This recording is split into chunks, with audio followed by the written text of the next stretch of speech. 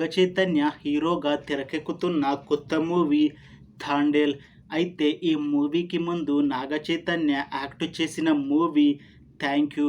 ఈ movie release అయ్యి 2 ఇయర్స్కి దగ్గర వస్తుంది. అయితే ఈ మూవీ రిలీజ్ అయ్యాక నాగచైతన్య ఒక్క మూవీలో కూడా నటించలేదు. థ్యాంక్ యూ మూవీ రిలీజ్ అయ్యాక కాస్త టైం గ్యాప్ తీసుకొని ఇప్పుడు మళ్ళీ ఈ థాండేల్ మూవీతో మన ముందుకు వస్తున్నారు నాగచైతన్య. అలానే ఈ థాండేల్ మూవీలో హీరోయిన్గా యాక్ట్ చేస్తున్నారు సాయి పల్లవి. అయితే సాయి పల్లవి ఈ మూవీకి ముందు తెలుగులో లాస్ట్ యాక్ట్ చేసిన మూవీ శ్యామ్ సింగారాయ్. ఈ మూవీ రిలీజ్ అయ్యి 2 ఇయర్స్కి దగ్గర వచ్చింది. ఇంకా అప్పటి నుంచి తెలుగులో ఒక్క మూవీలో కూడా నటించలేదు సాయి పల్లవి.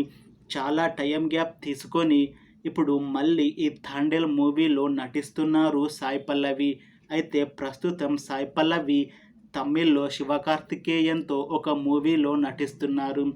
అలానే హిందీలో రణబీర్ కపూర్తో రామాయణం మూవీలో కూడా నటిస్తున్నారు సాయి పల్లవి.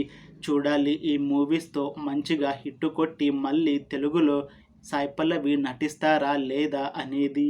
అయితే ఈ థాండేల్ మూవీ మెయిన్ స్టోరీ లైన్ వచ్చేసి హీరో ఒక జాలరి ఉంటాడు, అంటే చేపలు పట్టే వాళ్ళు ఉంటారు కదా, అందులో ఉంటాడు.